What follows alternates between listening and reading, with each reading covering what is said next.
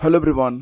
तो दोस्तों UP TGT PGT के लिए जो अगला विज्ञापन है 2026 का, ये जुलाई में तो नहीं लेकिन अगस्त के महीने में आने की पूरी संभावना बन रही है, क्योंकि परीक्षा का आयोजन भी जो उत्तर प्रदेश के आगामी चुनाव होने हैं उनसे पहले कराया जाना है। तो विज्ञापन आपको अगस्त में कभी भी देखने को मिल सकता है।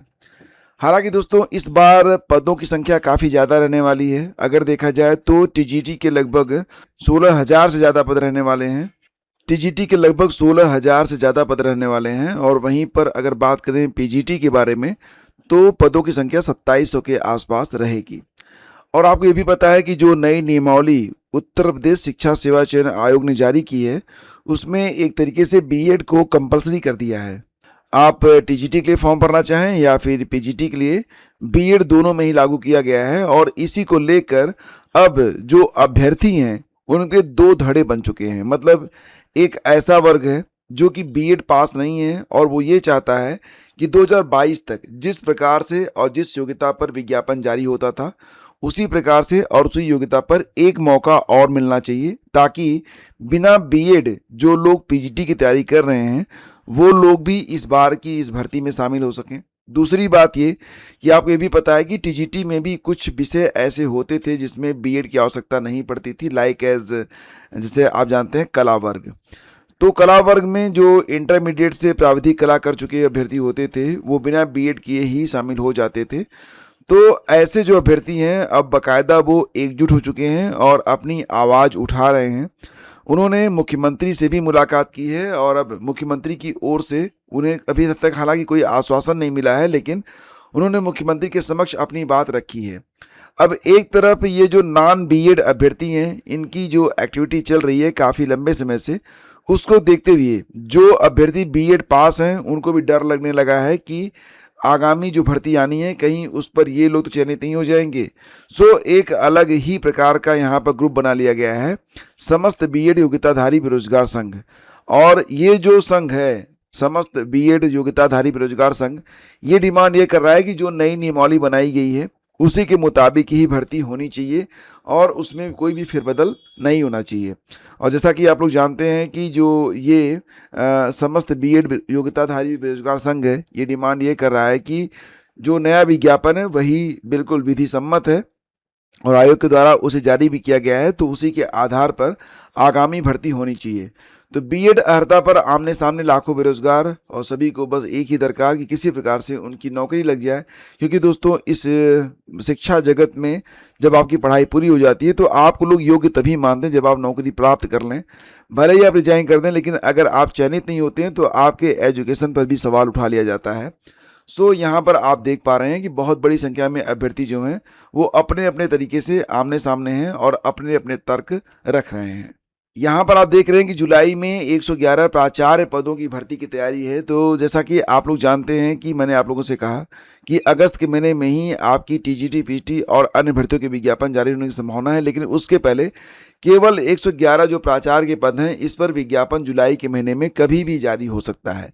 हालांकि कभी भी का मतलब ये है कि 15 जुलाई के बाद ही जारी होगा, क्योंकि अभी तक अध्याचन पर ही काम चल रहा है। तो यहाँ पर जैसा कि आप जानते हैं अध्याचन जो है निदेशालय से मिल चुका है। इसके अलावा जो असिस्टेंट प्रोफेसर यानी कि विज्ञापन संख्या 52 के बारे में बात हो रही है, प्रधानाचार्य प्रधानाध्यापक टीजीटी पीजीटी आदि जो पद हैं इसके लिए भी मतलब तैयारियां चल रही हैं। और परीक्षण ऑनलाइन फीड करने के बाद शिक्षा निदेशालय जो है वो लगभग जुलाई अगस्त के महीने में विज्ञापन जारी कर सकता है। तो थोड़ा सा इंतज़ार आपको करना पड़ेगा, लेकिन दोस्तों ज़रूरी ये है कि आपकी परीक्षा में ज़्यादा समय नहीं है, 5-6 महीने आपको मिलेंगे। सो आपको अपनी तैयारी को स्टार्ट कर देना चाहिए अगर आप अंतिम रूप से चयनित होना चाहते हैं तो, ठीक है। हाल ही में 2022 की जो टीजीटी और पीजीटी की परीक्षा हुई दोस्तों, तो आपको पता ही है कि पीजीटी की जो इंटरव्यू होने हैं, क्योंकि पीजीटी में अंतिम रूप से चयनित करने में इंटरव्यू भी रहता है, तो इंटरव्यू भी करवाए जा चुके हैं। और टीजीटी में कोई इंटरव्यू तो होना नहीं है, यानी कि जो इसका रिजल्ट आएगा वो फाइनल होगा तो बहुत ही जल्द, यानी कि माना जा रहा है कि अगले सप्ताह में एनी टाइम, आज संडे है, मंडे से लेकर सैटरडे के बीच में कभी भी आपका ये रिजल्ट जो है वो जारी हो सकता है। पूरी संभावना बन रही है कि सोमवार मंगलवार तक ये रिजल्ट आ सकते हैं। आपको ये भी पता है कि अभी हाल ही में परीक्षा हुई थी और टीजीटी की जो परीक्षा थी 3-4 जून को हुई थी, पीजीटी की परीक्षा दोस्तों 9-10 मई को संपन्न कराई गई थी और आगामी जो परीक्षाएं हैं 2, 3, 4 जुलाई को होनी है यूपी टीईटी से संबंधित।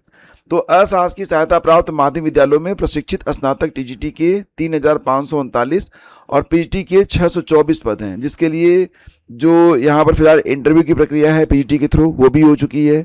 टीजीटी के लिए जो मतलब परीक्षा थी वो भी करवाई जा चुकी है। तो अब थोड़ा सा इंतजार, बहुत ही जल्द इसका रिजल्ट भी आपके हाथ में होने वाला है। और दोस्तों बात करें अगर टीआरई 4 के मामले में, तो इसके लिए भी जुलाई से शुरू होगी टीआरई 4 की भर्ती प्रक्रिया। तो जुलाई के मध्य के बाद 15 जुलाई के बाद कभी भी ये विज्ञापन जारी हो सकते हैं। हालांकि अभी बिहार लोक सेवा आयोग को अधियाचना भेजी नहीं गई है और सभी जिलों से रिक्त पदों की संख्या और रोस्टर उपलब्ध कराने को कहा गया है। तो इसमें 10-15 दिन का समय तो लगेगा और 15 जुलाई के बाद कभी भी टीआरई 4 का विज्ञापन जारी हो सकता है। तो टीआरई 4 में भी इस बार अच्छे खासे पद हैं। हालांकि जो अदर स्टेट हैं उनको सीटों की संख्या कम कर दी गई है। केवल 15% सीटों पर ही अदर स्टेट वाले आवेदन करेंगे, लेकिन फिर भी इतने भी सीट यहाँ पर जब सीटों की संख्या ज़्यादा होती है तो अच्छे ही माने जाएंगे। यूपी SSSC ने सांख्यिकीय अधिकारी मुख्य परीक्षा के जो अभ्यर्थी शॉर्टलिस्ट हुए हैं उनकी लिस्ट जारी कर दी है और अब ये जो अभ्यर्थी हैं अब मुख्य परीक्षा के सापेक्ष अपनी जो फीस वगैरह है उसको upSSC.gov.in पर जाकर अपना जमा कर सकते हैं। 200 रुपये की फ़ीस आपको जमा करनी पड़ती है और बाकायदा जो है अनुदेशक भर्ती के लिए भी विभिन्न पदों के साक्षात्कार 15 जुलाई से होने हैं। तो इसके लिए भी कुल 32 अभ्यर्थी जो हैं ये शॉर्टलिस्ट किए गए हैं। तो अब ये प्रक्रिया भी स्टार्ट कर दी गई है और सहायक बोरिंग टेक्नीशियन के 402 पदों पर परीक्षा 12 जुलाई को और दिव्यांगजन सशक्तिकरण निदेशालय के शिक्षक संवर्ग के 58 पदों पर यह परीक्षा भी 12 जुलाई को होगी, सेकेंड मीटिंग में 3 से 5 बजे तक शाम को। तो इसके लिए भी जो मुख्य परीक्षा के सापेक्ष जो फीस वगैरह जमा होती है ये प्रक्रिया स्टार्ट हो चुकी है। और एएलपी भर्ती की तीसरे पैनल का कट ऑफ जारी कर दिया गया है। सहायक लोको पायलट एएलपी भर्ती CEN 01/2024 के तीसरे पार्ट पैनल के लिए रेलवे भर्ती बोर्ड प्रयागराज ने दस्तावेज सत्यापन के लिए नई कट ऑफ सूची जारी कर दी है। अब चयनित अभ्यर्थियों को दस्तावेज सत्यापन, डीवी और मेडिकल टेस्ट से गुजरना पड़ेगा। तो दोस्तों अब जो कट ऑफ है, जैसे कि जनरल की कट ऑफ 80.01 है, ओबीसी की 79.20 है, अनुसूचित जाति की 76.86, अनुसूचित जनजाति की 53.84 और इसी प्रकार से जो ईडब्ल्यूसी कट ऑफ है 76 गई है। तो ये जो कट ऑफ वगैरह है ये जारी कर दी गई है। बीएड और बीएड विशिष्ट शिक्षा के 1100 सीटों पर होगा प्रवेश। तो 550 सीटें इसमें रखी गई हैं और उत्तर प्रदेश राजर्षि टंडन मुक्त विश्वविद्यालय ने शैक्षणिक सत्र 2026-27 के लिए बीएड और विशिष्ट बीएड दोनों के लिए जो प्रवेश की प्रक्रिया है उसको शुरू कर दिया है। शनिवार से ऑनलाइन आवेदन प्रारंभ हो गए हैं। शनिवार यानी कि आज जबकि 28 जून है तो 27 जून से जो आवेदन की प्रक्रिया है स्टार्ट हो चुकी है। 17 जुलाई तक अभ्यर्थी जो हैं आवेदन कर सकते हैं। तो अगर आपको यहाँ से बीएड करना है सो आप आवेदन करिए और पूर्ण रूप से मान्य है, इसमें कोई भी संशय मन में मत रखिएगा। एसएससी सीजीएल में 12,256 पदों के लिए 30 लाख से अधिक दावेदार, तो एक पद पर 250 अभ्यर्थियों के बीच मुकाबला। पूरी हुई ऑनलाइन रजिस्ट्रेशन की प्रक्रिया। तो 22 जून तक जो रजिस्ट्रेशन वगैरह होना था ये हो चुका है। अब जो 29 जून है यानी कि आज से कल से 29 जून से 1 जुलाई तक आवेदन पत्र में संशोधन का अवसर जो है अभ्यर्थियों को दिया जाएगा। कोचिंग संचालकों का फूटा गुस्सा, बोले कार्रवाई के नाम पर उत्पीड़न। 15 लोगों की मौत हुई थी अलीगंज में इमारत में हुए अग्निकांड के कारण। 29 जून से अवैध रूप से सील संस्थानों के लिए एलडीए हेल्प डेस्क शुरू करेगा। तो जो स्कूल संचालक और व्यापारी हैं उन्होंने एलडीए की सीलिंग कार्रवाई पर उठाए सवाल।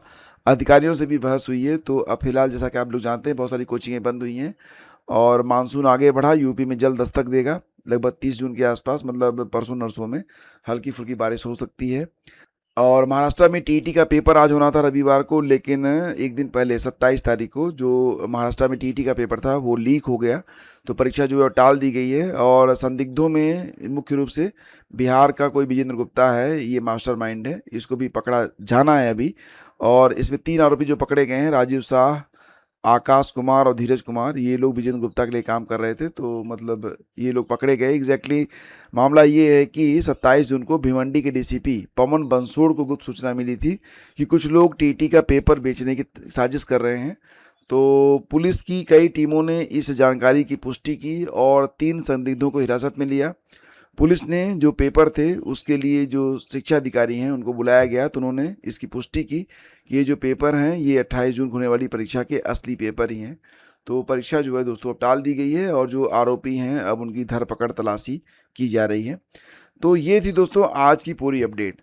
थैंक यू हमसे जुड़ने के लिए। और जो लोग भी यूपीटीटी परीक्षा में शामिल हो रहे हैं उनके लिए बूस्टर डोज मैं अब से उपलब्ध कराना स्टार्ट करूंगा। आज आपका पहला बूस्टर होगा। सो आप लोग अपना रिवीजन अच्छे से करिए, एग्जाम में सब कुछ बढ़िया ही रहेगा। Thank you.